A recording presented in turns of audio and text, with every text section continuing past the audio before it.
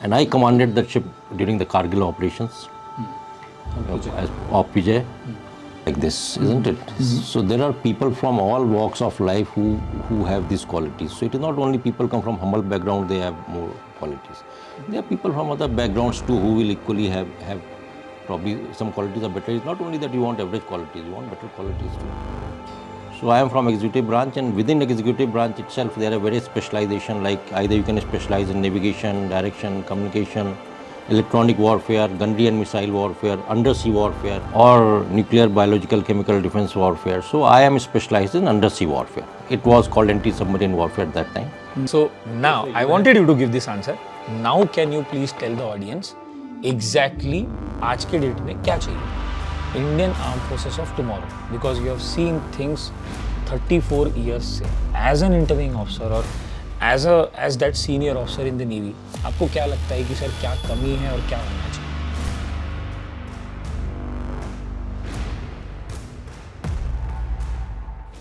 Welcome to Roger That with NKC. Officer like qualities की कहानी ex GTO की जुबानी. Powered by Olive Planet, manufacturer of premium military gear. I would urge my viewers to check their website oliveplanet.in. They have been the official military gear suppliers to Uri movie, Uri the Surgical Strikes. And today I have with me Commodore Pankaj Singh, a gentleman which I don't need to introduce. I don't need to give anything great or speak about him. The name speaks for itself. Commodore Pankaj Singh. Welcome, sir, to the show. Thank you, Nikhil. Thank you and for having me here. इसके पहले कि हम start करें ये OLQs की कहानी, मैं viewers को पहले ये बता दूं कि Commodore Pankaj Singh was my board president at 12 SSB when I was a GTO. So invariably that makes him the interviewing officer. And he was also the inaugural president of SSB Kolkata, of which I was the commissioning crew, the GTO there. So that makes this show and this episode of our podcast very, very, very special. Welcome to the show once again, sir. Thank you, Nikhil. Okay, so, sir, so on this show we generally talk about the process. बहुत सारे लोग हैं हमारे देश में जो भारतीय सेना में, नौसेना में, वायुसेना में ऑफिसर बनना चाहते हैं, and both of us have been on that chair where we were basically the gatekeeper, जो फौज के अंदर कौन आएगा और कौन नहीं आएगा. We were the gatekeepers, the ultimate place, the ultimate crossing line. Without that, people can't become officers, the Services Selection Board. But I don't want to talk about the OLQs in general, ऐसे ही. I want to talk through your experience, through your entire history and journey in the Navy. Uske through we will bring out the process and the details and what exactly is this officer-like quality. Okay. So I'll leave it up to you, sir. So we start with your school. So we know, all of us know that sir is ex-Sainik School Rewa. So let's start from your schooling time, sir. Why this Sainik School Rewa? Nikhil, I come from a place in Madhya Pradesh, which is, if you look on the map, it's on the northeastern part of Madhya Pradesh. The place is called Rewa. Mm-hmm. It's not a very known place. It's a small town. It was a small town, at least at that time. Mm-hmm. It's a historical place. It used to be a state earlier. Mm-hmm. It is also known as land of white tigers, because that is the place where first white tiger in this world was found. Ah. And eventually then it was bred, and then we have white tigers all over the world. Mm-hmm. Fortunately for me, the Sainik School opened in Rewa, and that was before I was born in 1962. Yeah. Of course, it was decided at that time, Government of India, State of Madhya Pradesh. So we had a Sainik School in the city where I was born. People travel long distances to go to Sainik School, and school was there. Of course, my parents were aware. I was 9 years old, 10 years old. And that was the best school available at that time. So it is a school with, like Sainik Schools offers, best public education at very nominal cost. So that's how it all started, because I went to the junior section of the school. So I was in the school before I actually joined the school. Okay. So how many years at Sainik School, sir? So I joined Sainik School in 6th standard, because that's what it was starting at that time. In fact, the batches before me joined in 5th standard. But from my batch onwards, it was 6th standard. So it was 6 years, from 6th to 12th, I was in the school, living in the hostel. Although my house was there in Rewa, but I lived in the hostel. Yeah, makes sense, makes sense. And then, sir, coming to the classic question, जो जनता को जानना ही है, कि sir आपने कितने SSB attempt दिए? See, before coming to the SSB, it is very important because the Sainik School is a growing age. It is where, what do you call it, the foundation of a child is built.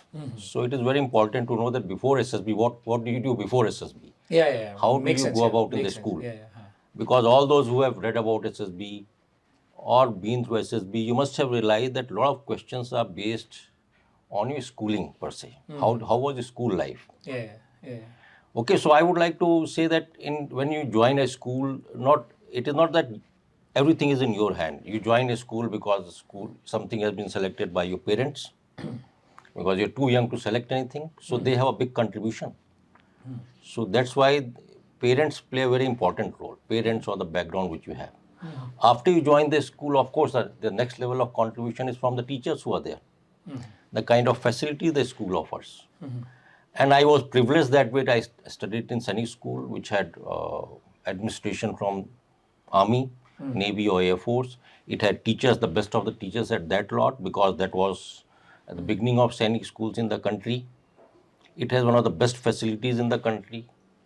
Just to tell you that probably in my school there were some 8 football fields, which if I remember correctly, and similar number of basketball courts, volleyball, hockey, and all these things. So that affected my personality or anyone who goes to the school a lot.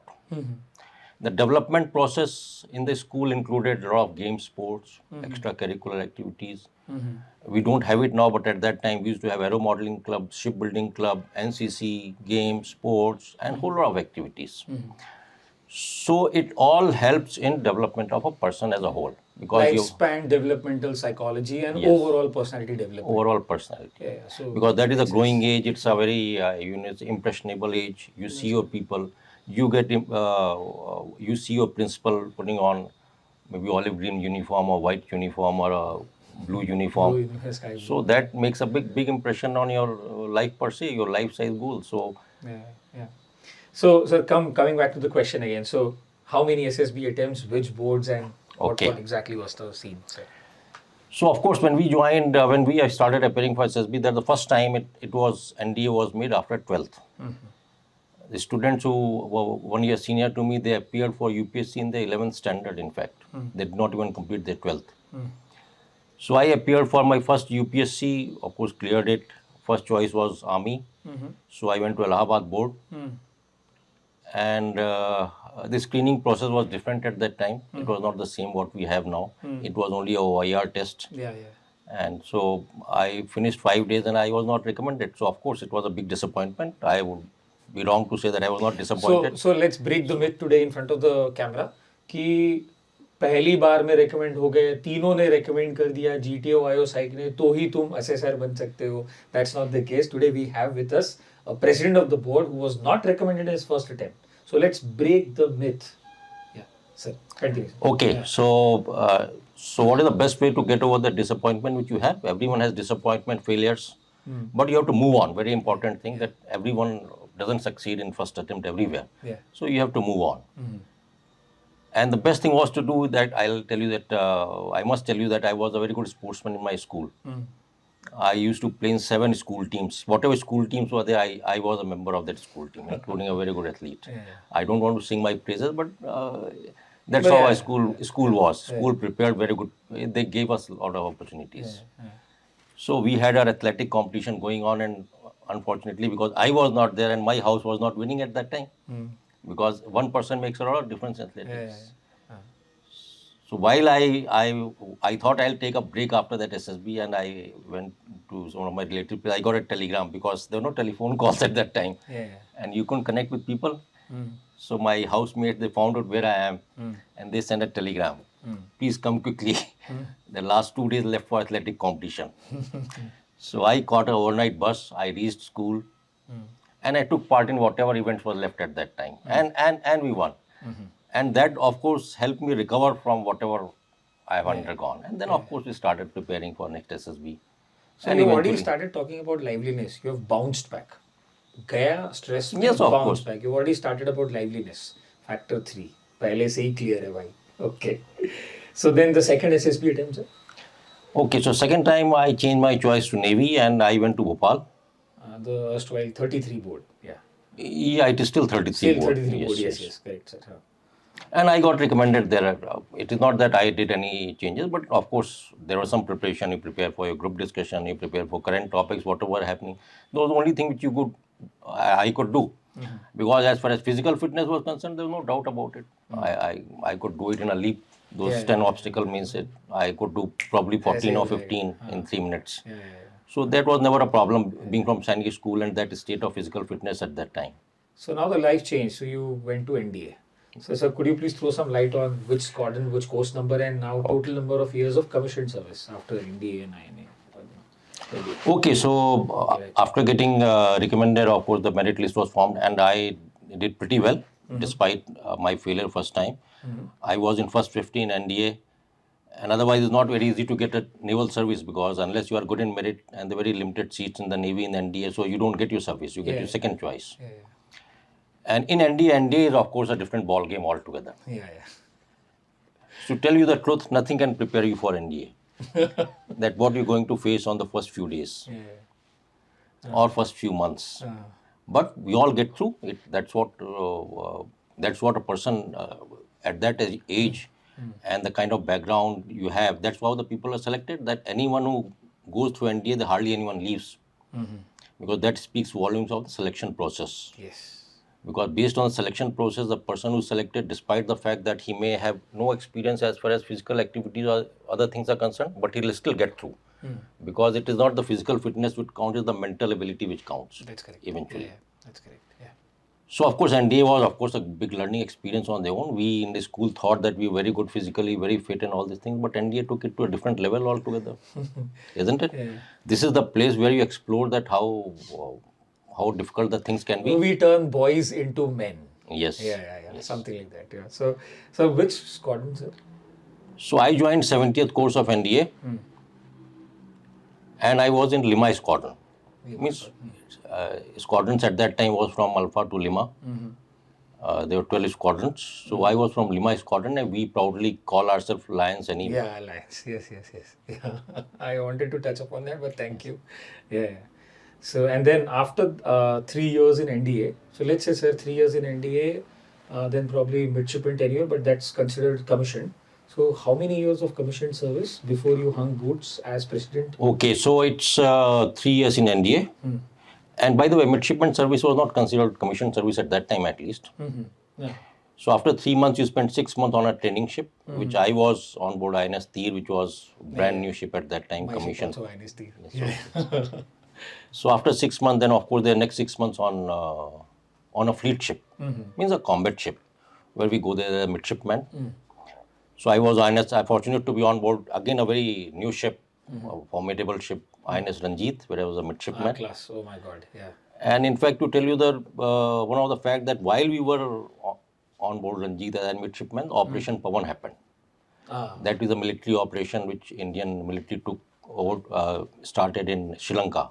So while we were on INS Ranjit, the ship sailed for that operation at that time.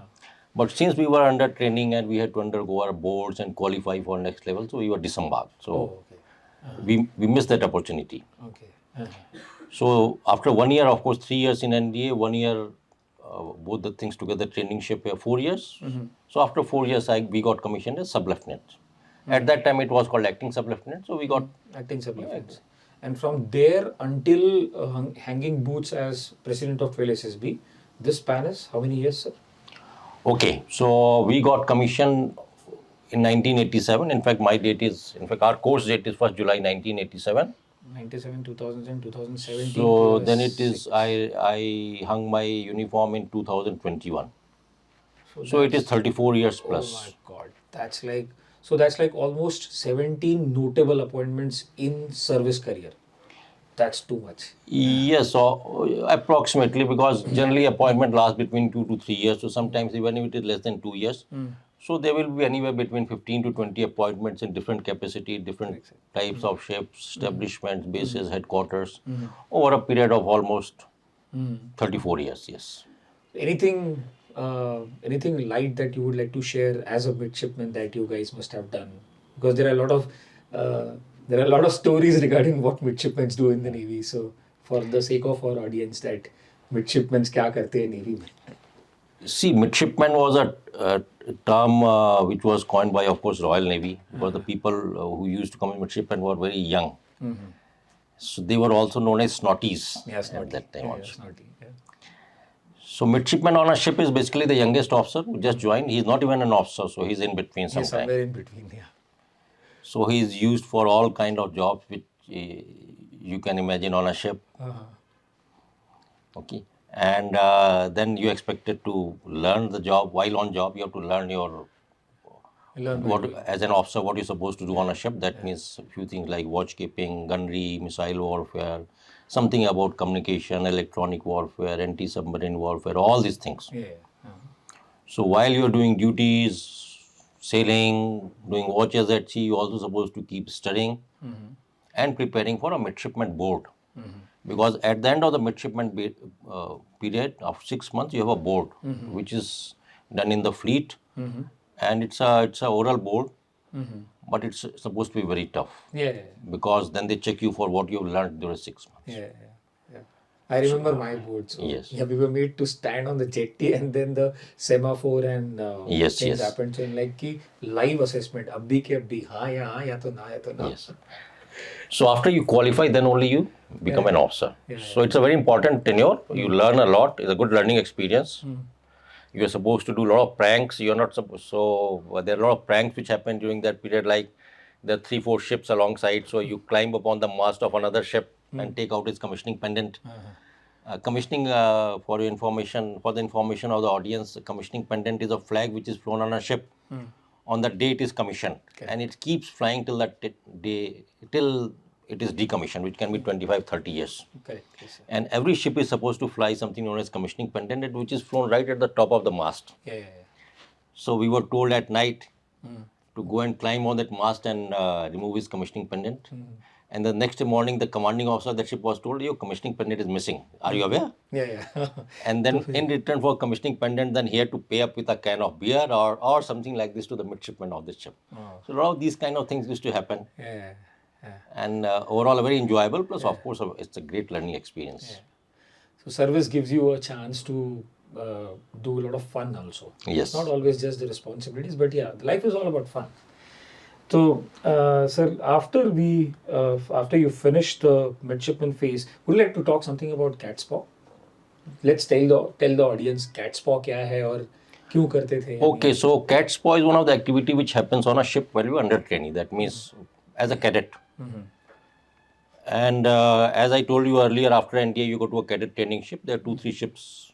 There used to be 2 ships in my time. I think there are more now. INS Tir, some LSTL class, I think Shardul. Okay, so in our time, it used to be INS Tir and INS Byas. Byas was a very old ship. It was a Second World War ship without air conditioning. And life was very difficult on board, of course.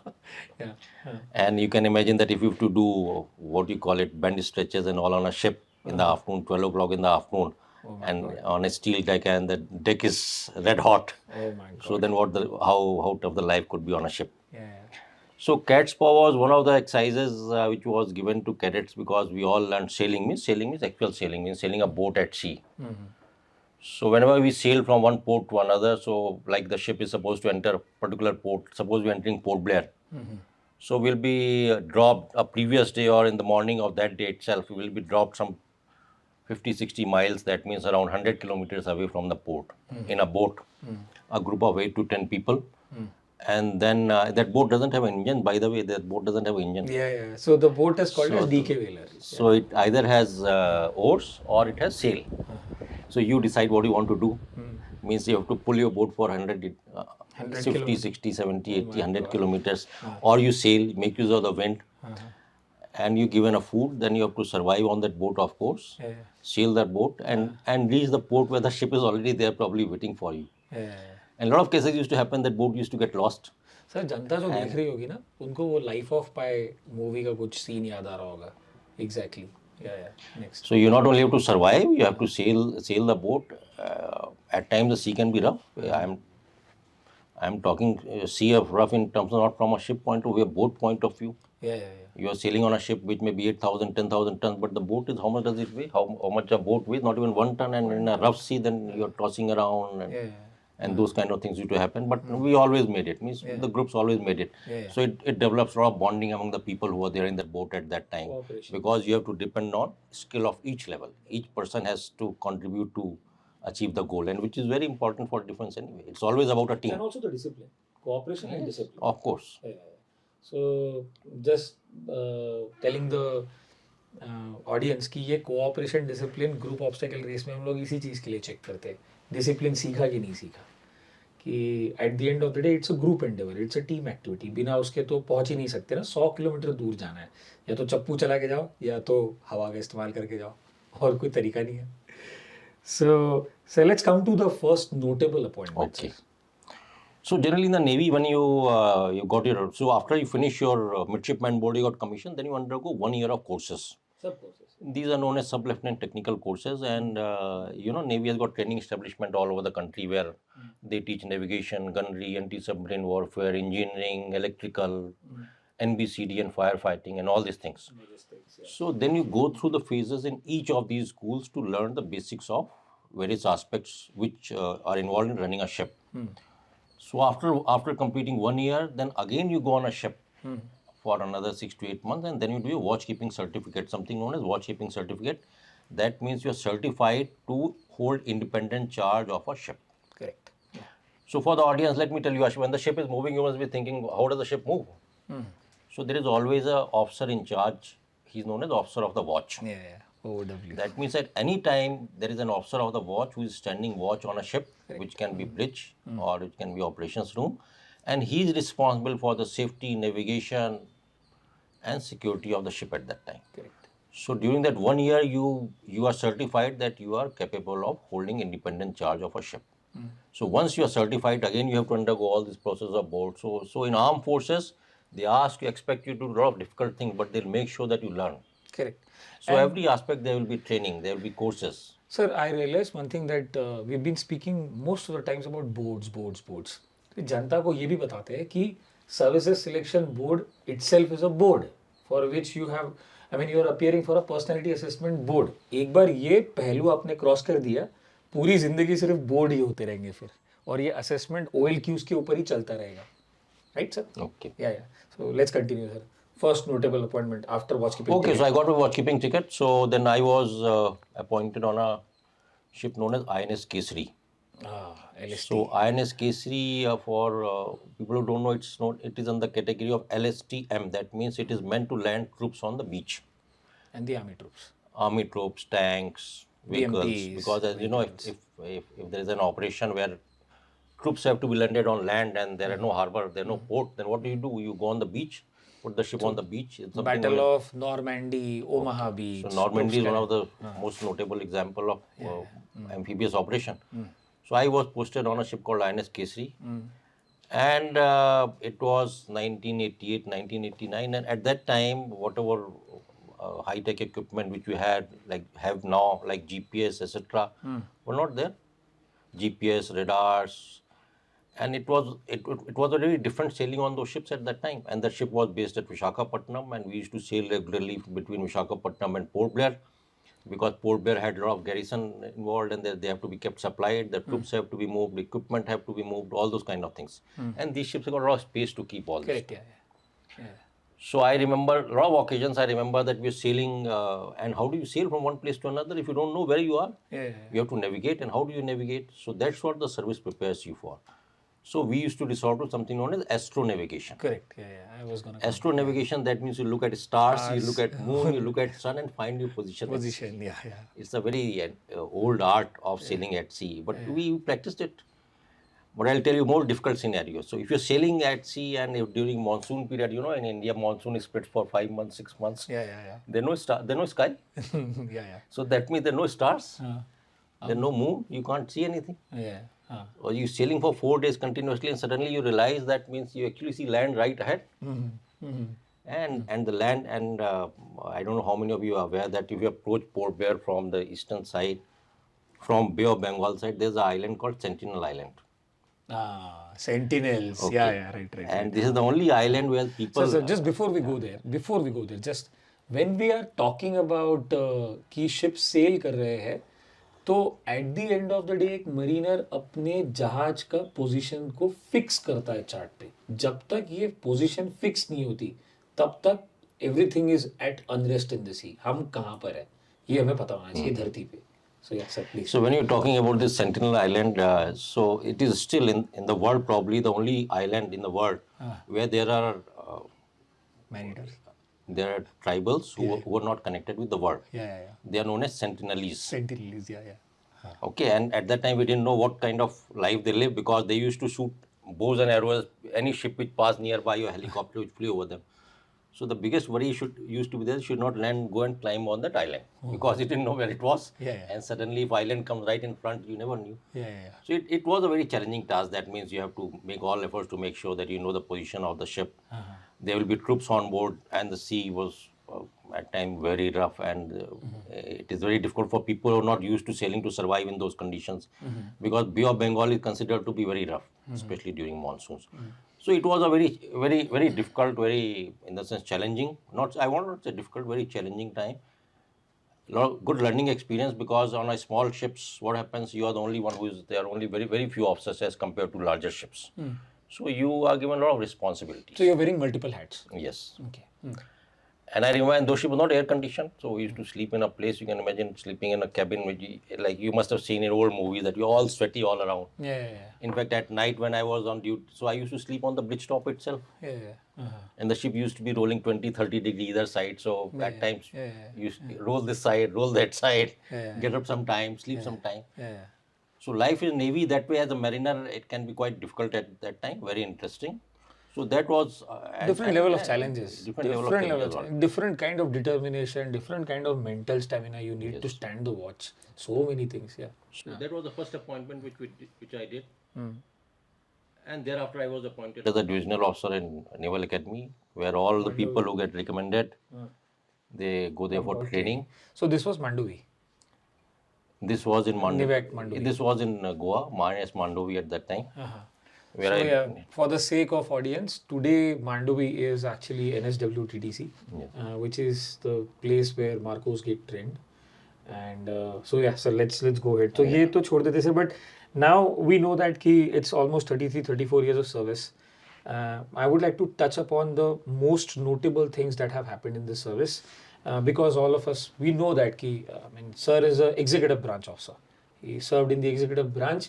People from the executive branch, they rise up to sit at the helm, which is called as captain or commanding officer, or in our parlance, also the old man. So before we touch that, sir, would you like to tell audience that what specialist are you? Okay. So as you told everyone that I am an executive branch officer. So executive branch officer can be a submariner, an aviator, or on a ship. Surface Navy. So I am from surface warfare branch. That means I have mainly spent my career on board ships. And to tell everyone that surface Navy is the majority of Navy. That means 80% of Navy is surface Navy. Yeah, we say Navy is all about ships. Navy is all about ships. In fact, the latest calendar which has come out, it says ships first. So 80% of Navy is people who serve on board ships. And then remaining is of course on submarine, which of course I don't say they're not a very important part of the Navy. Aviation branch, because integral aviation, otherwise they're all an important part. But majority of aviation, like in Army, infantry forms the majority of Army. Similarly, surface warfare arm forms the majority of the Navy. So I am from executive branch, and within executive branch itself, there are various specialization. Like either you can specialize in navigation, direction, communication, electronic warfare, gunnery and missile warfare, undersea warfare, or nuclear, biological, chemical defense warfare. So I am specialized in undersea warfare. It was called anti-submarine warfare at that time. And the job of an undersea warfare officer is to, of course, manage all aspects related to undersea warfare, which means dealing with submarines, hunter and killer missions, underwater equipment like sonar, torpedoes, rockets. So if some of you are of the view that you don't have to study after joining armed forces, you are mistaken. You're very, very mistaken. Because every stage you have to study, every stage you have to prepare, every way where you have to qualify, you have to have scientific bent of mind, and you have to deal things in a very objective and systematic manner. Yeah. And it would not hurt to say that we are a very, very tech savvy force. Yes. 5th largest TV in the world, sir. Very, Yes. very tech savvy Yes, force. of course. Yeah, very proud to have served under your command also. Okay. Yeah. So, yeah, I think the food is here, sir. So, after ASW specialization, so let's say if we were to touch on your first command, and which was that, what ship, and that was I think Thank you. after how many years of service? Okay, so to tell you about command first. So a lot of people have the view that you go to command immediately. A lot of people say that I want to command men. But what it takes to become a commanding officer or to go in command is what I'm telling you now. Yeah, process. The process. Thank you so much, sir, to hit on the Isn't process. it? Yeah. You don't start holding a command or getting a command from the day you get. Yeah. One is, of course, you have to be professionally qualified fully. You have to earn the respect and trust of the men you command. That means you should be able to do whatever you expect them to do. Social And you intelligence. should have reached that level of maturity and experience that you handle people at command. Correct. Okay, so that's what command means. So what I've told you, I've not mentioned about command. I've not done any command appointment till the time what I've told you so far. Correct. So I did all this, and then I did my specialization in undersea warfare or anti-submarine warfare for a year. And then I got posted on a large ship, that means a destroyer, as a anti-submarine warfare officer. Because as I told you, larger ship has got larger departments, larger armament equipment. So they've got people from different specialization. So I got posted as anti-submarine warfare officer. So those 5 years of my life, I only learned and developed my art to how to conduct anti-submarine warfare. That means undersea missions, hunter-killer operations, looking for submarines, searching for enemy submarines, using your own weapons, systems, sensors, all these things. So after I've spent that time, that is the time when I get considered for a command. Correct. But it is also very important to know that what goes in command. So normally, before going in for command, people are placed in a billets called second in command. Correct. In Navy, it is known as executive officer. Correct. In Army, it is known as 2IC. 2IC. Yeah. A 2IC is a person who is next to the commanding officer. He is equally competent as a commanding officer. He knows everything what the commanding officer knows, and he is supposed to take over because should something happen to a commanding officer. Correct. Because we are in the profession of arms, isn't it? That means we deal with lives. And anything happen, we are go into action. Commanding, you may lose your commanding officer. So it doesn't mean that organization becomes headless. So there is always a person who is always ready to take over. So before going for command, after completing all these tenures, I went as an executive officer first on a ship. Yeah.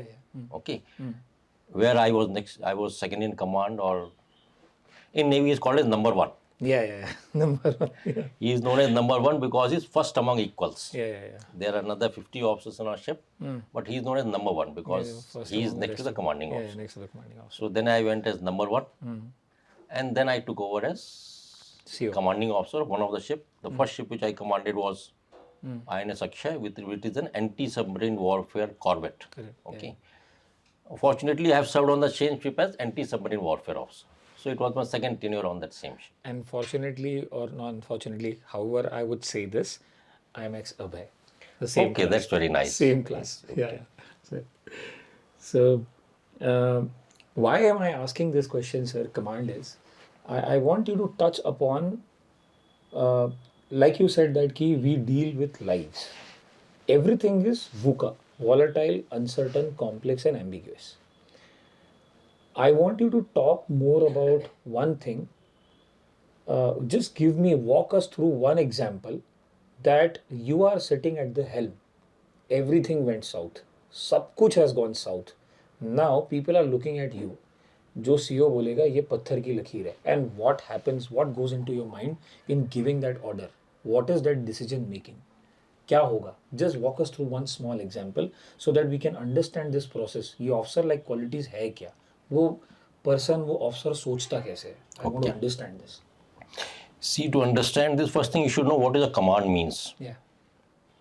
Okay, command is a very typical term which is used in armed forces. Command means a person who has got a legal authority to take decisions in his area of responsibility. Okay.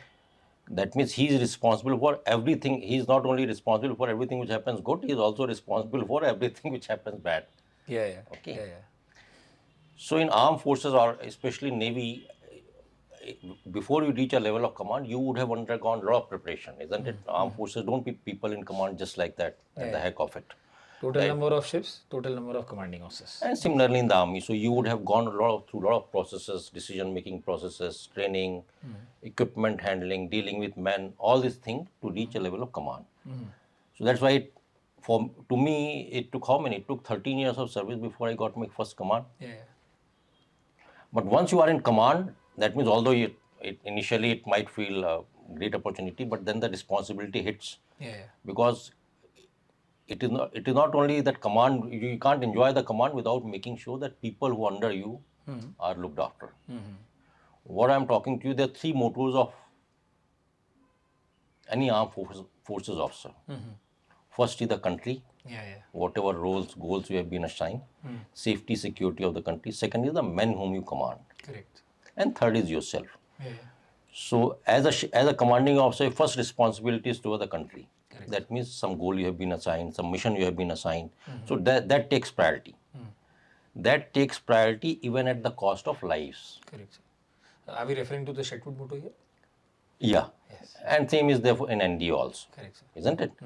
But the second priority, a commanding officer main priority is to look after the people. He should not put his people in the harm's way unless it is required. Correct. So that is the biggest responsibility which you have. Because once you are in command, the people will follow you blindfoldly. They expect that you are professionally qualified, there is no error or judgment in your orders, and you are doing what is justified. So if you are in command, people will follow you blindfoldly. So you have to be very careful what order you give. Correct. So with command brings a lot of responsibility. Yeah. Isn't it? So that's what it command means. Yeah. So like on a ship, although you say you might be in command and you might feel very happy, you're sailing on a ship which is with 400, 500 people on board.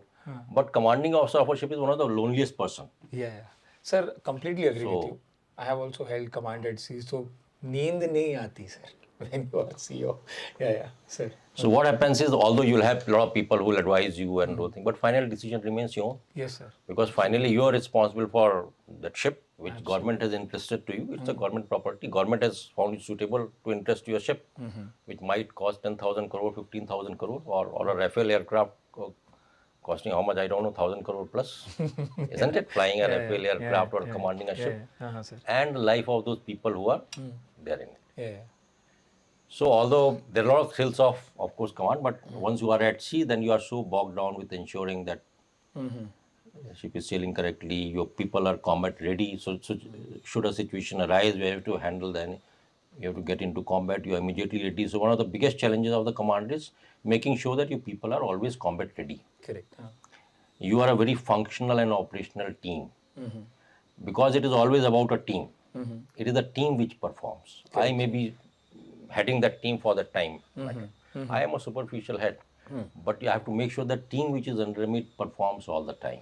Can we talk a little more about this hunter-killer mission? क्या है Social anti-submarine warfare activity, में, sir? cooperation. Okay, so this is a more specialized part of anti-submarine warfare operations. In the sense, I can't discuss a whole lot of how anti-submarine warfare operations happen.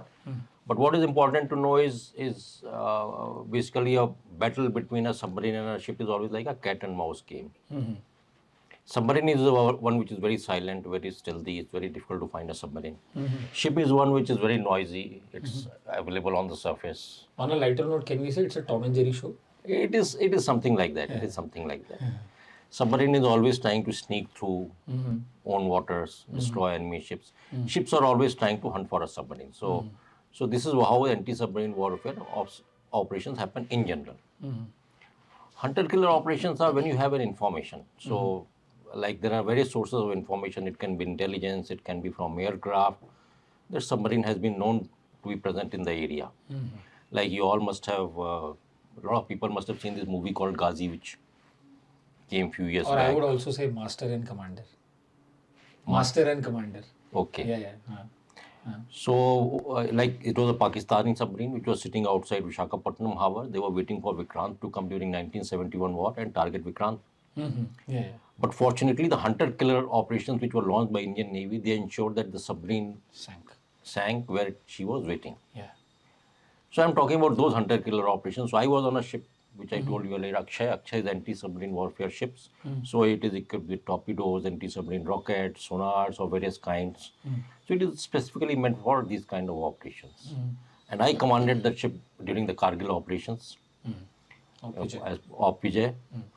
And of course, while army was fighting the battles in Kargil and Dras and all these things, which the country is fully aware. What people are not aware that Navy did few things which of course ensured that these operations finished quickly. And it did not escalate beyond where it was happening. So what Navy did is it placed its battle-ready ships at various locations in the Arabian Sea to send out a signal that should you try to escalate these operations to any other part of the country, we are going to blockade you and destroy all your assets and infrastructure which are there at sea or in harbor. So this actually sent out a very clear message that this operation did not escalate beyond where they were going on. Correct. And we were deployed in those areas along the west coast to ensure that our presence is noticed. We ensure that no untoward incident happens at sea or in our coastline. So while we were deployed there, then of course we had opportunity to participate in a lot of these hunter-killer missions. That means we had information that enemy submarines are operating off our west coast, Gujarat coast. We were sent out. So what happens is if submarine knows that a ship is coming, so what they will do is they remain dived. So that reduces their ability to carry out whatever they have been sent to carry out. You may not be able to find it or destroy it, but you ensure that she also cannot do her job. Okay, so that's what happened. We means continuously at sea, pinging away to glory. When I say pinging away, that means it's a very scientific way of searching a submarine. That means since your radar doesn't work underwater, so you send out sound waves. Sonar. Yeah. It's called sonar, sound navigation and ranging. Yeah. So these sound waves, when they travel through water and they hit any object which is metallic or something, they rebound. They rebound. Yeah. And the sound which comes is something known as ping. Yeah. Because it gives a pinging sound. Pinging sound. Yeah. You must have seen probably in some Second World War movie. Yeah. So when I say pinging away to glory, that means our sonars were operating continuously round the clock, 24/7. That means the ship has to be battle ready 24/7. That means the ship is closed up. So we have a system. Since people have to sleep also, so we have a system where 50% of the ship is always closed up at battle ready stations, and 50% takes a break. So when that 50% gets a So you finishes shifted from 3 watch to 2 watch. yes, something like that. So it went on for days together. That means 7, 8, 10, 15 days, and remaining that state is quite tiresome. It needs a lot of effort from everyone, crew, because And stamina. then what happens? Your food is also served at the place you are working. That means you are in an operations room. Your food will come there. So there were teams which are continuously working round the clock, making sure that people are fed at the stations, and then they go back, sleep, and again come back. And these are prolonged operations. That means it doesn't happen something like this. So what happened as a result of this overall? That operations remained limited to Kargil operations. It did not escalate. It sent out a very strong signal saying that if you try and escalate, that means you are going to suffer very Badly. you are going to be affected really badly.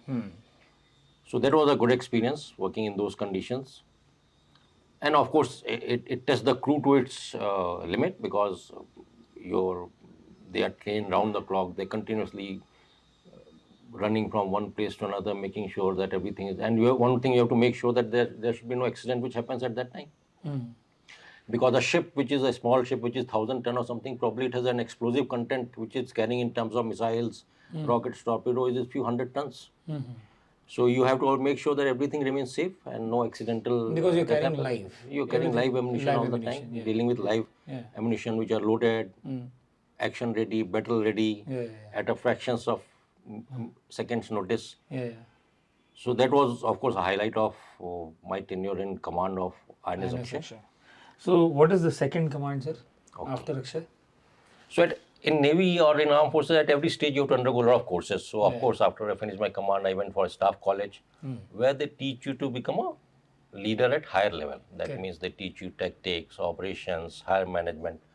So I went for all these courses, did a tenure in Naval Headquarters. Staff college was in Wellington. DSS. Staff college in Wellington, which is near Ooty. And then I was posted in Naval Headquarters because you have to know how the bureaucracy functions, how the defense headquarters functions, how armament are selected, designed, produced, procured, to give an exposure of higher defense management. So I did a tenure in Naval Headquarters in a directorate called Directorate of Staff Requirements, where we worked out the design requirements of equipment. So you have to have you have to spend a lot of energies reading books, studying, interacting with people, and then say this is what we need, because you have to think 20 years ahead. So that means there are a lot of forethought has to go in that what I need my ship 20 years from now. Reasoning ability. So this process goes on. Then of course I went to a place called Flag Officer Sea Training. That means a ship has to be trained for its combat readiness. And unlike army, what happens, the crew on the ships keep changing. They keep moving from one ship to another ship, to shore establishment, to base establishment, to repair depots, to all these things. So every 1.5 year or 2 years, the whole ship's crew changes. So every ship in once in 2 years or 3 years has to go through a process of combat training, operational readiness training. So that means ships come to that organization which is located in Kochi, known as Flag Officer Sea Training, where the entire ship's crew is trained as a team. That means how you're going to perform in war. So Battle readiness checks. Battle readiness training. So I was part of that training team. And then of course I went for my second command, which was command of INS Prabal. I think this ship is INS Prabal. I think you have also served there sometime. Yes, I was there. Isn't it? So watchkeeping and Indo. So yeah, again, so we come very close. yes. Yeah. So this ship, actually command of a ship is not the command of a ship alone. And one is of course I changed from anti-submarine warfare to missile and gunnery warfare. That means initially I commanded a ship which was anti-submarine warfare ship. Now it came to a ship which is equipped with missiles, guns. So it is a missile corps. And let's touch also, so because we both have been on the same ship, legacy bearer of 1971 war again. Okay. So this ship is part of the squadron which took part in Operation Trident in 1971 war. That is 22 killer squadron. And it is not only that I commanded a ship, I commanded a division. That means it's like a wolf pack. That means they hunting packs. Hunting packs, So it is a combination. I had 4 ships under my command of similar types. And that was my second command, and more slightly different because now suddenly from underwater you have shifted to surface warfare. So you learn all these aspects while you are in the surface. That means when you've gone through courses, it is when you go in command, it is not only you'll get a command which you are trained for. You can be commanding officer of any ship. Correct. So you have to adapt quickly. You have to change your thought process quickly. You have to learn tactics. You have to read up. You have to prepare yourself, and then be ready to handle the crew which is there, because the crew is again different. Correct. And of course, it's a challenging ship because now instead of you carrying anti-submarine weapons, which is torpedoes, the ship is carrying 16 missiles, anti-ship missiles, cruise missiles. Ship is carrying anti-air missiles. Ship has got, of course, guns. Every ship has got guns.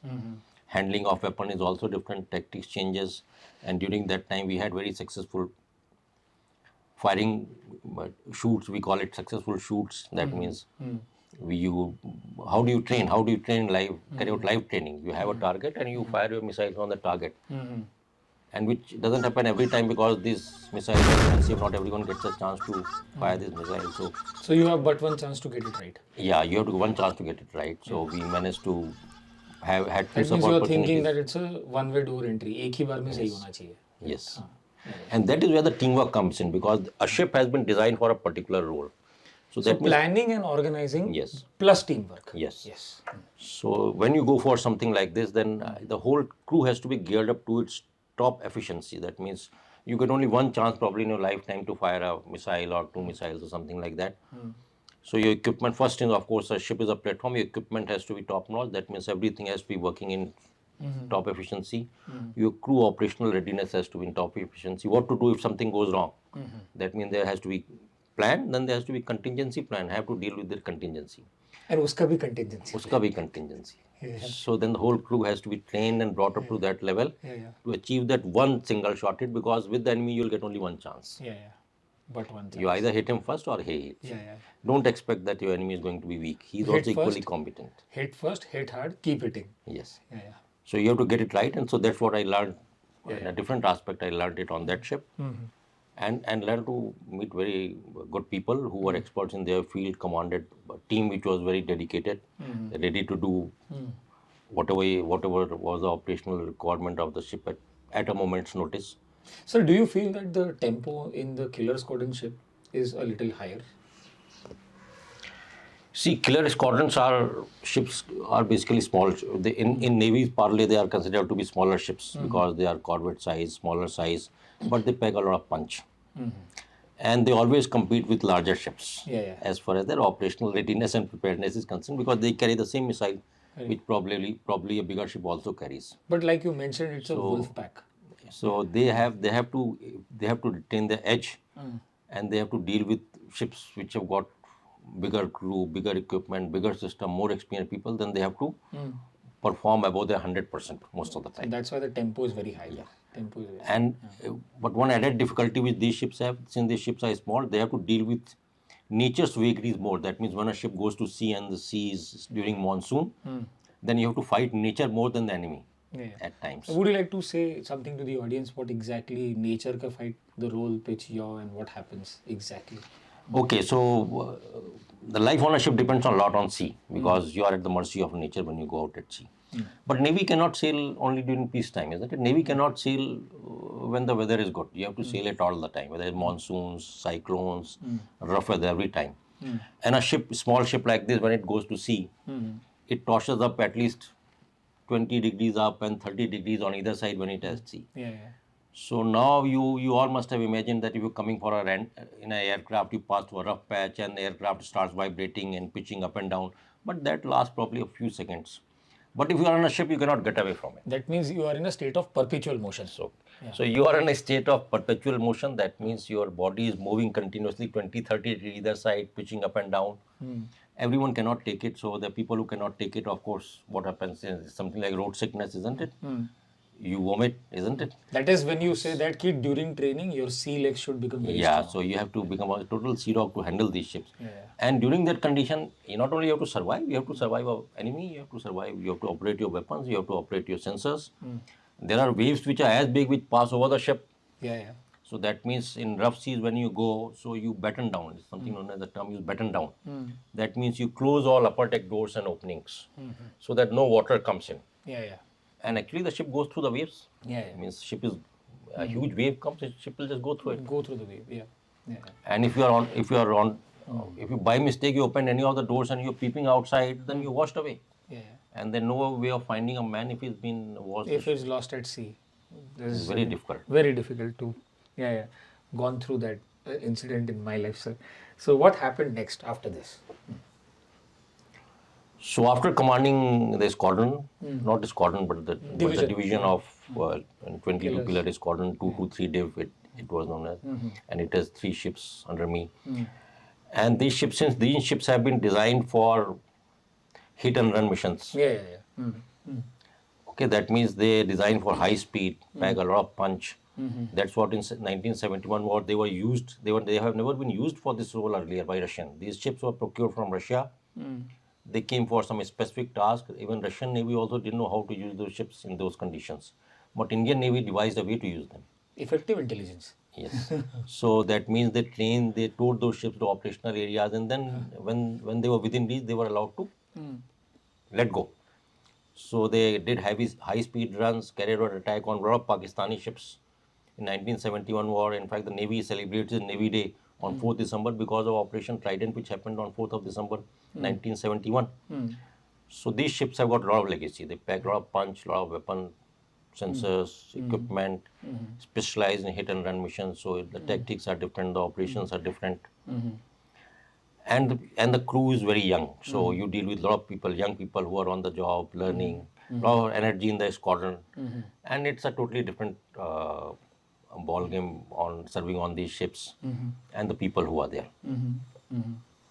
So what happened after this, sir? Where did you go after Killer Squadron? So after completing my tenure on Killer Squadron, I did a tenure as Command Plans Officer in Headquarters Western Naval Command. That means you all must have, in fact, all people who are preparing for SSB, they are aware that you all mug up how many commanders the Navy has, how many commanders the Army has, how many commanders the Air Force has, and of course the 773. But without knowing what is the command. So again, a command in Army, Navy, Air Force is a responsibility. It's a responsibility. It's a geographical area of responsibility given to one commander. That means the commander-in-chief who head the command, he is responsible for a geographical area of responsibility. Like GOC&C Northern Command, he is responsible for Northern Command, which is Jammu and Kashmir. Like Commander-in-Chief Western Naval Command, he is responsible for the entire West Coast. Means anything in the Arabian Sea or Red Sea or beyond that. So a command is a geographical area of responsibility and headed by one commander. And commander is generally a commander-in-chief. And these commanders, they run their command from a headquarters. These are known as command headquarters. Command headquarters are not something fixed in Army, especially in Army. The command headquarters will be mobile. They'll move to some other location because any static headquarters can be attacked during wartime. So Western Naval, I was part of the headquarters Western Naval Command, which is of course located in Mumbai, as something known as Command Plans Officer, where you formulate plans, directives, Manning operations, plan not manning plan, operational plans. Operational plans. Because manning plan is a responsibility of personnel and administration. So command plans officer is responsible for operation plans, foreign exercises, long-term plannings, perspective planning, all those kind of things. So now from a commanding a ship where I was dealing with daily bread and butter naval operations, you come to something where you have to do futuristic planning. So that's how armed forces, they upgrade their people at different levels, so that by the time you reach a higher level of defense management, you've gone through these stages and you know how things function and how you're supposed to prepare yourself. So this is a process of building up a person, building up a system. Leadership acumen. Yes. Also. Yes. So I was there at command plans officer, and I went for a course known as Higher Command Course. HCC. Naval Higher Command Course, which is again a one-year course, teaching you another higher level of defense leadership, dealing at a strategic level, dealing with bureaucracy, and managing, and higher level of planning, of course, strategic planning, those kind of things. And I was appointed as commanding officer of one of the shore establishments. So in the Navy, every name is prefixed by INS. You should know what the INS means. Okay. INS. Of course, for a ship like this, it is known as Indian Naval Ship Prabal. But a shore establishment is also known as Indian Naval Ship.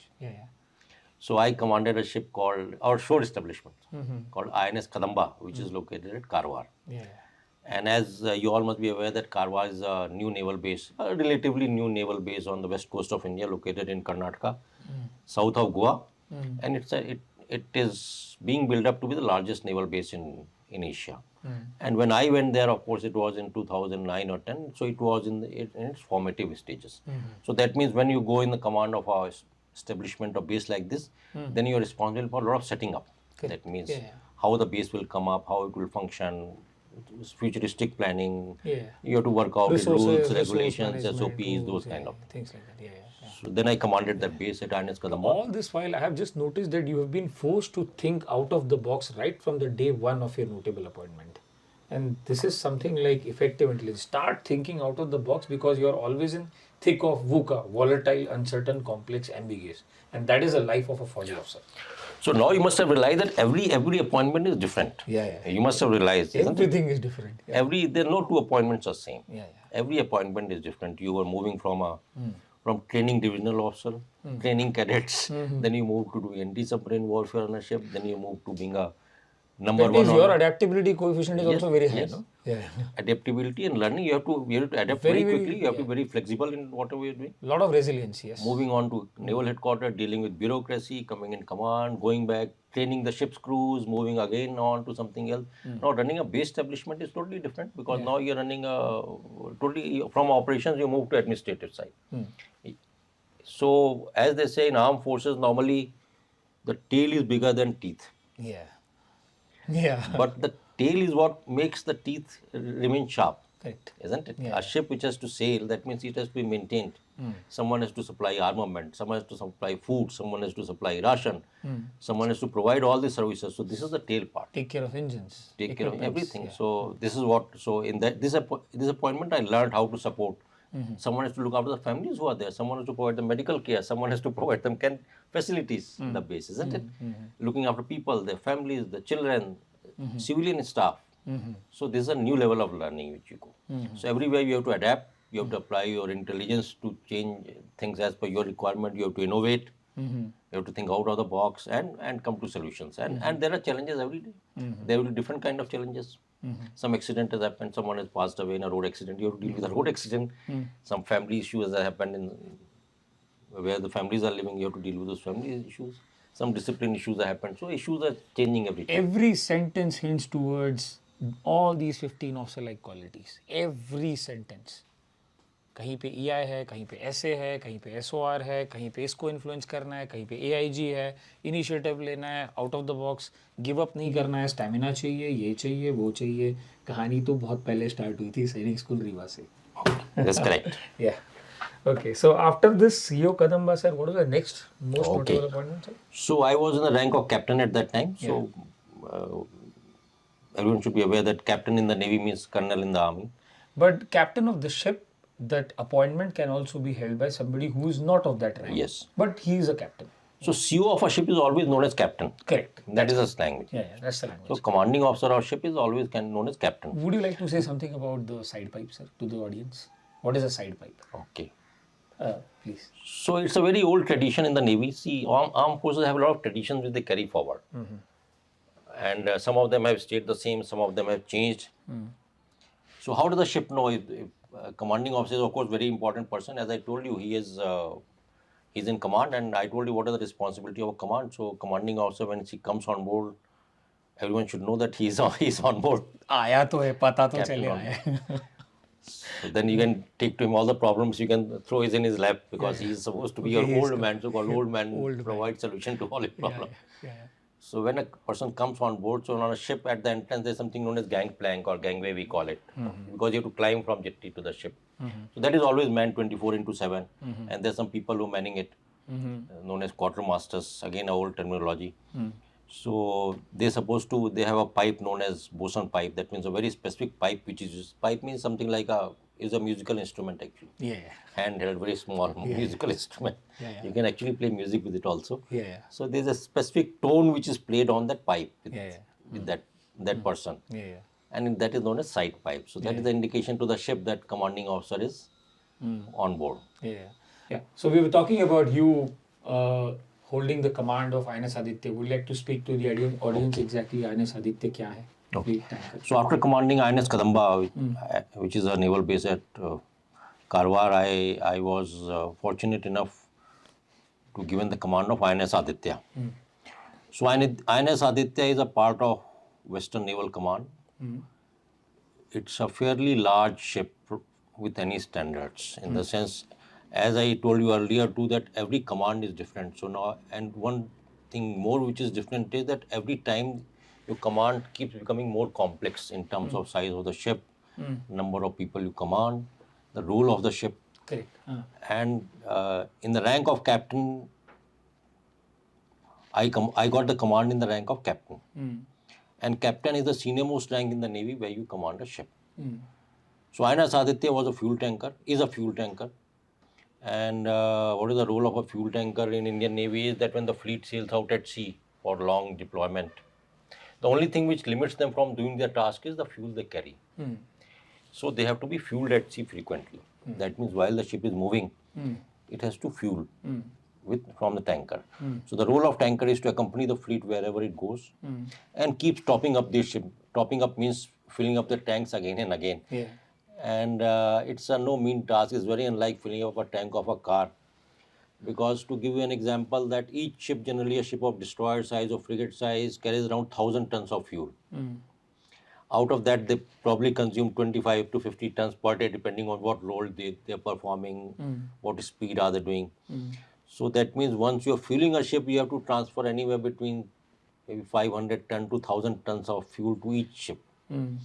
So the ship is equipped with those kind of equipment, pumping systems, tanks, everything to transfer this fuel to another ship. And it is not only another ship, it can transfer this fuel to 3 ships at a time.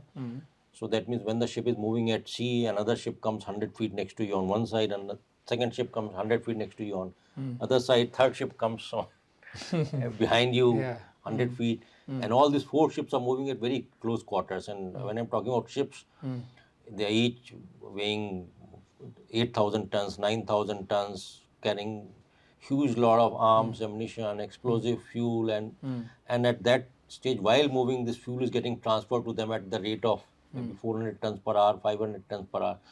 So it's quite a complex piece of machinery which you have to understand first, get your team ready to do it, and then of course perform this task at sea. And it is very important from, I'll give you an example that it's very important from the point of view, because once the ship sails out at sea, no one knows what is the operational deployment is. The ship will not come anywhere near the coast for maybe 1 month, 2 months, 3 months. And it has to be sustained at sea for those 1 month, 2 months, 3 months, whatever time it is. And one of the most limiting factors is the fuel.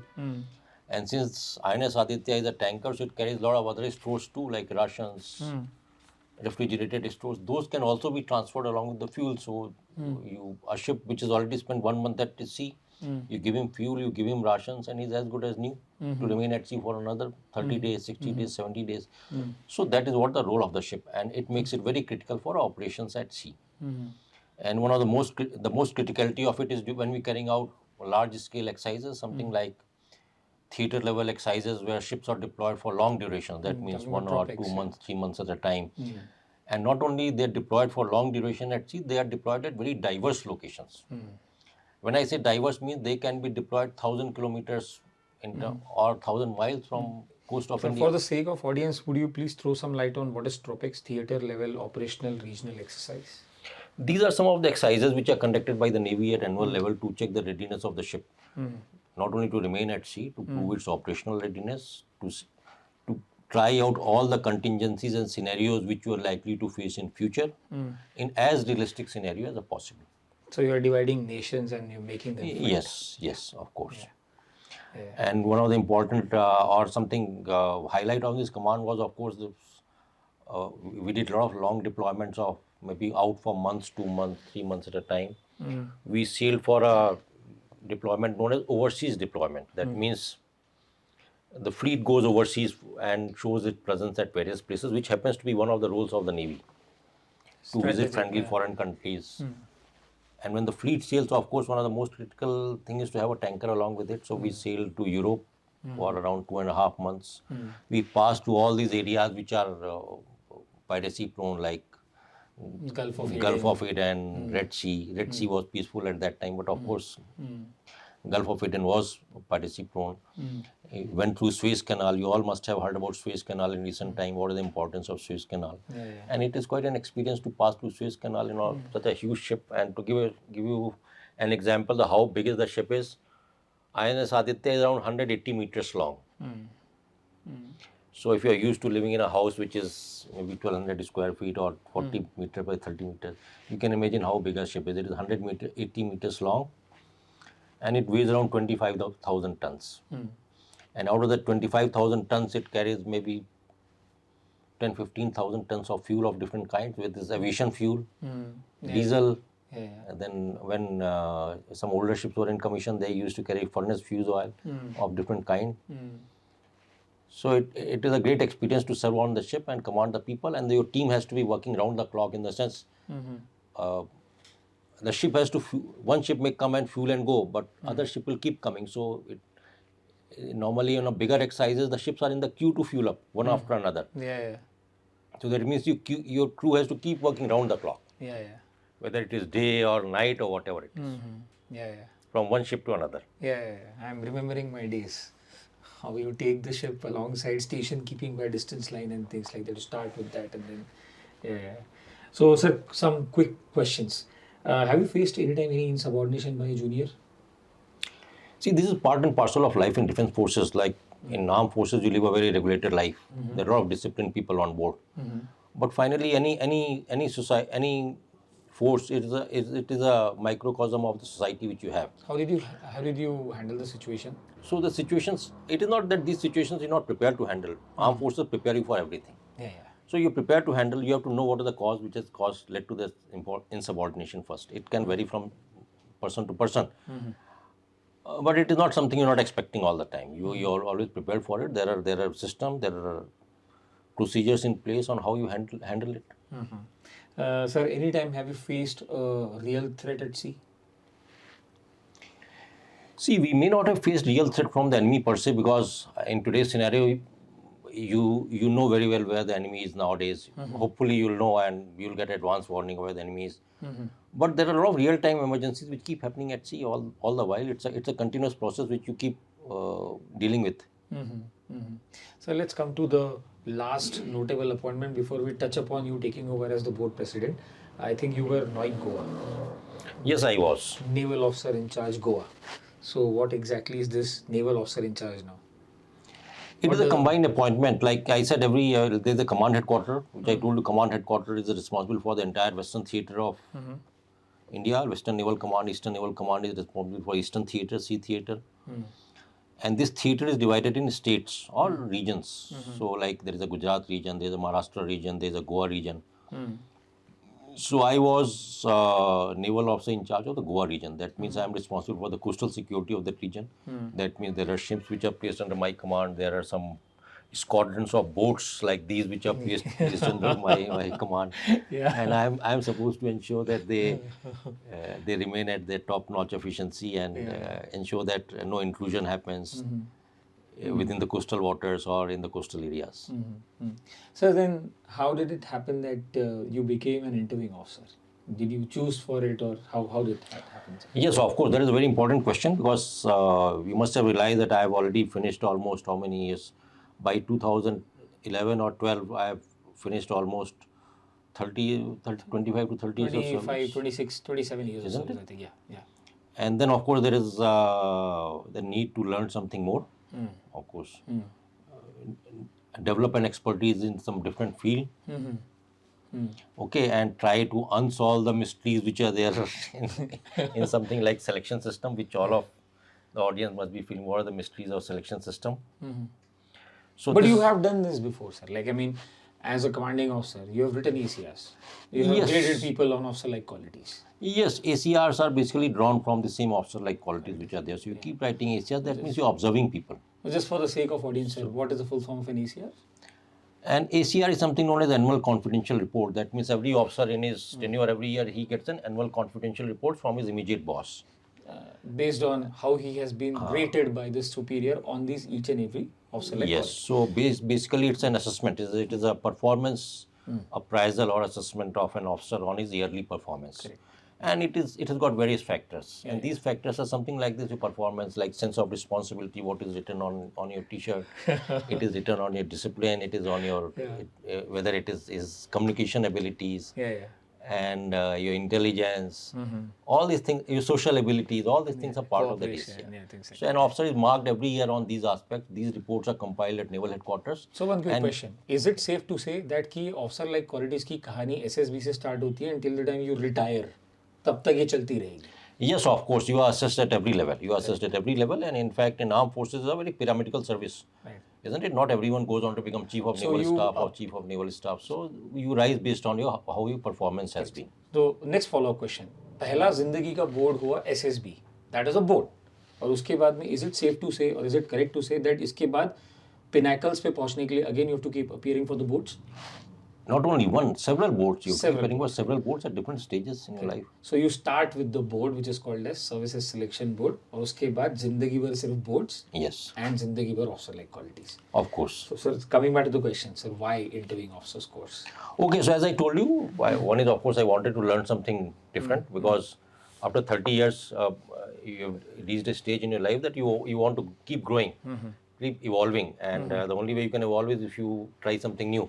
So this was something new, something like an enigma, a mystery, that how do you assess people, how do you select people. So then I decided that I should try this line, and this option was available at that time because there are vacancies available, in the sense people, these courses are being conducted on regular basis for people to become interviewing officer.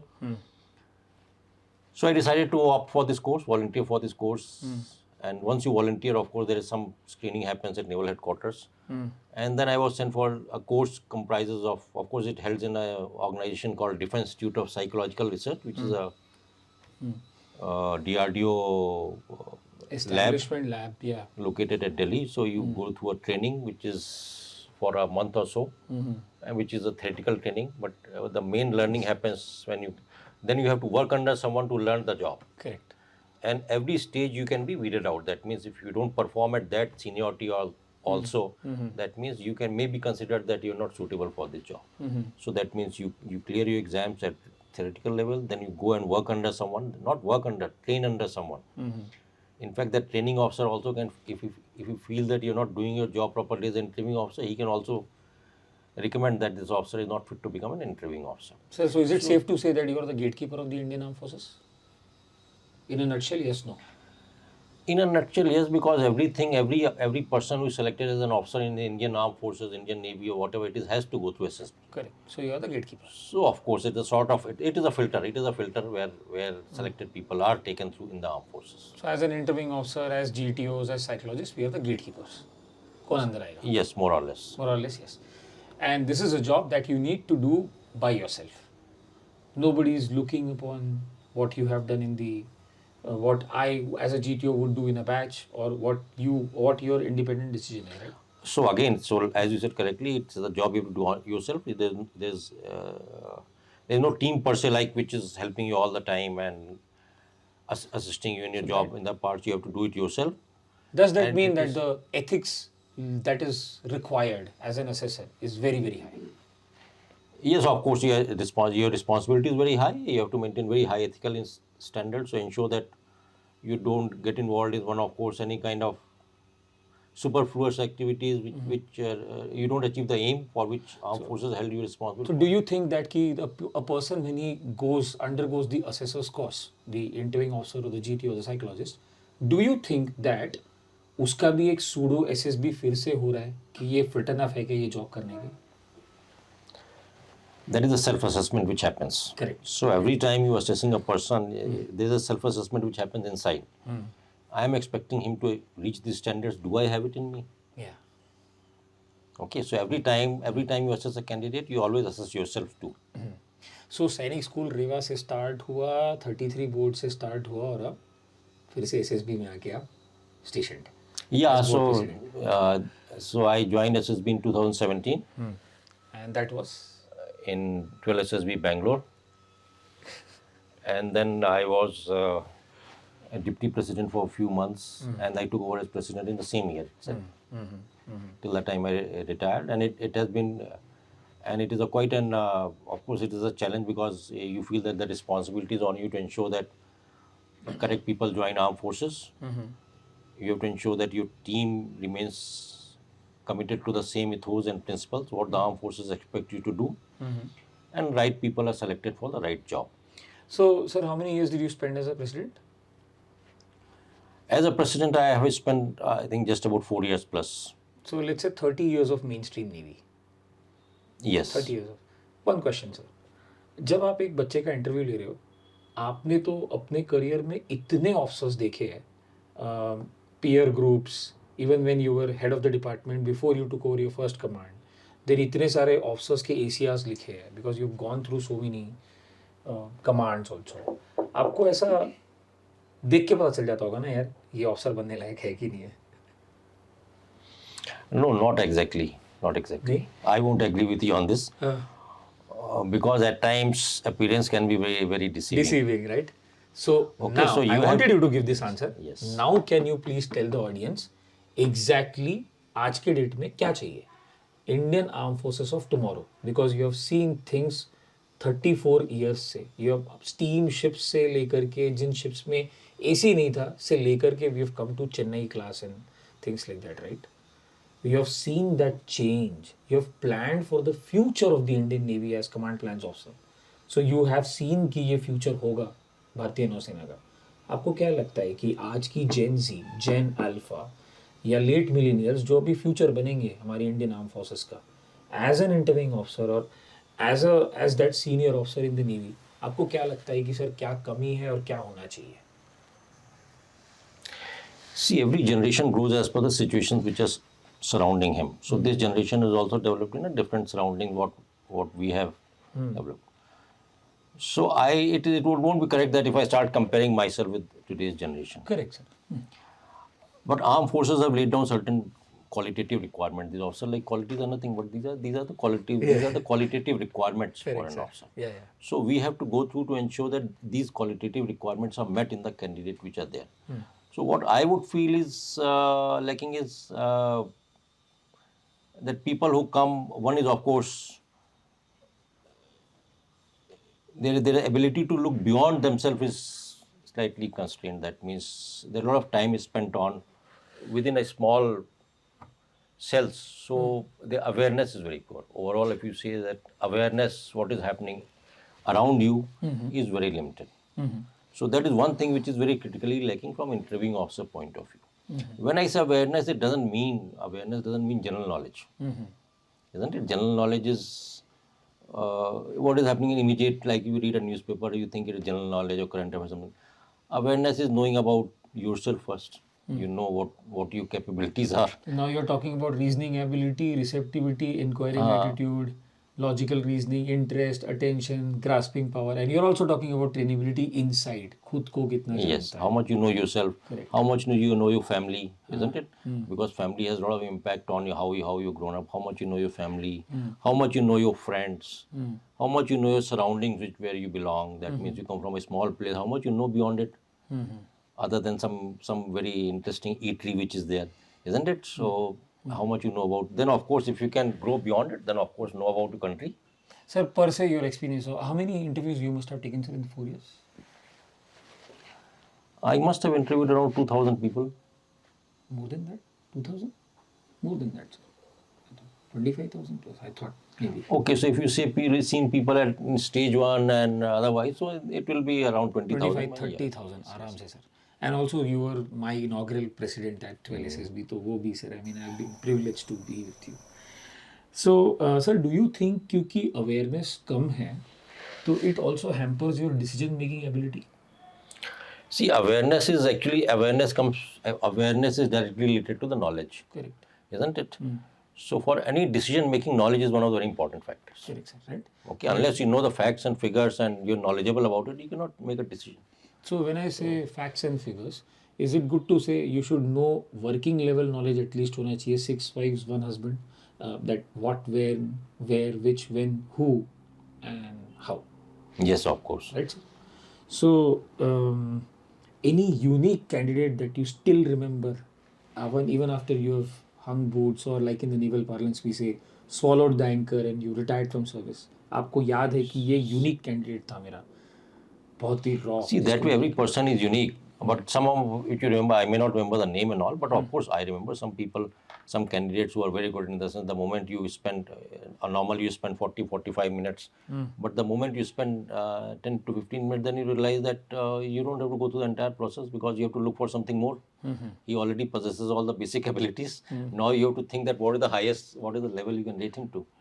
Isn't it? So there are some candidates because of the upbringing which they have in the family, the kind of environment we have had, they have had, the kind of effort they have put in to develop themselves in the areas of their interest, it has taken them to that level. So, of course, there are some candidates which I can remember because of the rating which I would have given them. Okay. Sir, and now that you've stepped outside the Navy, so we call it as swallowing the anchor. So, आपने कभी ऐसी कोई चीज़ notice की है civil world में कि यार these are the officer like qualities that I would see or I was seeking in the candidates who were coming, but you must have come across somebody on the civil street who are like some managers or senior managers or mid senior level leadership in the civil world in some corporate. कभी आप किसी को ऐसे मिले हो sir? कभी देखा है किसी को ऐसे? Yes, of course, you meet a lot of people whom you think that they could have probably been very suitable candidate for armed forces. Right, sir. So do you think that कि sir because now both of us have been on this side of the table and fortunate enough in the same board. I was there with you. आपको ऐसा लगता है कभी कि सही बच्चे आते नहीं हैं, जो आने चाहिए वो सही टारगेट आने में थोड़ा सा लिमिटेशन है या आ ही नहीं है? ऐसे बहुत सारे लोग हो सकते हैं इंडिया में जो बहुत बढ़िया कर सकते हैं फौज में, लेकिन उन्हें पता नहीं है. Yes, of course, there are a lot of, I think a big chunk of population, eligible population, which is there, which has got ability to do well in SSBs, and they don't make it, and they don't make it because of various reasons. Some places probably they don't have awareness. Some places where their priorities, their parents give them their different priorities in life. So a lot of such candidates are there who would be missing out this wonderful opportunity to join armed forces. In fact, armed forces offer one of the most transparent and transparent system of selecting people, isn't it? Yeah, we both. So, sir, do you also feel that ki people who come from, let's say, statistically speaking, people who come from humble socioeconomic background, they really are far off better in performing or rendering the duties of an average potential officer in the armed forces, at least. People who come from poor socioeconomic background. आपको क्या लगता है? Actually, we cannot stereotype something like this, isn't it? So there are people from all walks of life who have these qualities. So it is not only people come from humble background, they have more qualities. There are people from other backgrounds too who will equally have probably some qualities are better. It's not only that you want average qualities, you want better qualities too. So there are people from all walks of life will have these qualities. That's why every person is different. See, what is personality? Personality is every person is different. Okay. Every person is different. That means he can come from any walk of life. Not necessarily. He can be from humble walk of life, or he can be from top-notch part of whatever it is kind of life. What? So before we close this, sir, I would like you to tell me two notable things that you remember as the board president of 12 SSB. हर कोई चाहता है कि बैंगलोर में मेरा number आ जाए, मेरे को बैंगलोर में SSB देना है. So, any two notable things that you still remember as the board president? I also remember you were officiating commandant also of the center. Yes, I was. I was for some time when commandant had retired and the new commandant was not appointed. So one notable thing I always remember is that our selection rate was always much better than any other boards. Yes. Isn't it? Yes. And it is I always felt like I remember one of the data where there are some 24 SSBs in the country and we had almost 10% of the total selection in the entire country and NDA. So with very high selection rate. So that I would consider is a notable part of till the time I was there in SSB, and I'm sure I don't know what it is now. So that is what I remember. Otherwise, it is what I liked about this appointment is because you've done a lot of appointments, you work with a lot of people. So it is a fairly independent system. That means the independence of system cannot be challenged. And when I say independent, that means unlike probably a lot of systems in the country, it is very fair. That means 3 people are assessing you and everyone has this say. Veto power. Everyone means anyone can decide someone is not to be selected or something like that. There is a proper consensual, there has to be consensus for a person to get cleared. So it is a very fair system. It is very independent. It is not influenced by any of the outside There is no pressures. doubting. There is no doubting. So now that we've been a part of the board together and we all know the Candid Equation for selection is minimum acceptable level of candidate plus trainability is equal to average potential officer. If the equation balances, the board recommends. So, and we also know that key trainability की कुछ factors है जिस पे we rate them. OIR, socioeconomic background, insight, motivation, age, duration of training, and your present level.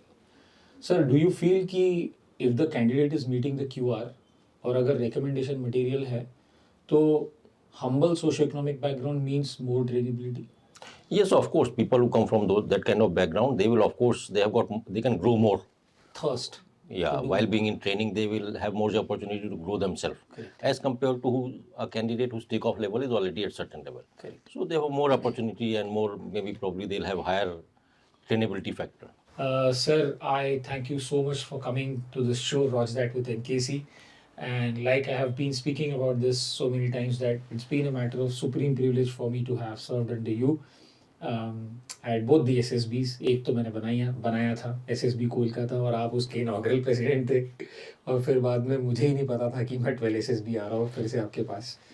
And it has been a really great learning curve, and now that we are on this a small mission that we've set at the CS Joint Services Foundation, and I believe that कि जनता को ये story सुन के ये पक्का समझ में आया होगा कि ये OLQs की कहानी है क्या, जो स्टार्ट होती है SSB से, और आपके केस में तो सैनिक स्कूल रीवा से स्टार्ट हुई, एंड फाइनली जाकर के rightfully it stopped at 12 SSB.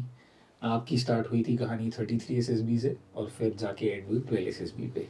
So thank you so much for coming on the show, sir. And I hope the audience loves it. Any last thing that you would want to say? No, that's all. This I just want to thank you for it. It has been a pleasure to be in part of this podcast, and I wish you all the best in your venture. And I urge the candidates to please look armed forces as one of the best opportunities you can get in your life to face the challenges which anyone can face in the sense country faces, or dealing with various activities in your life. Yeah. So fair winds, fallen seas, and fathoms beneath the keel. And sir, Shano Varna. Thank you, Nikhil, and Jai Hind. Jai Hind, sir. Thank you so much for watching my show. This was Retd with NKC, powered by Olive Planet, manufacturers of premium military gear. Check out their stuff on the website oliveplanet.in. This gear is used by Indian military, including the Special Forces. Subscribe to my YouTube channel for more such interesting content. For SSB related content, you can check my YouTube channel, which is called SSB with ISB. There's an Instagram handle and also the LinkedIn page by the same name, SSB with ISB. Follow me on Instagram, Lieutenant Commander Nikhil, the GTO, or just search for me as Nikhil Kumar Chandrakila. Thank you so much.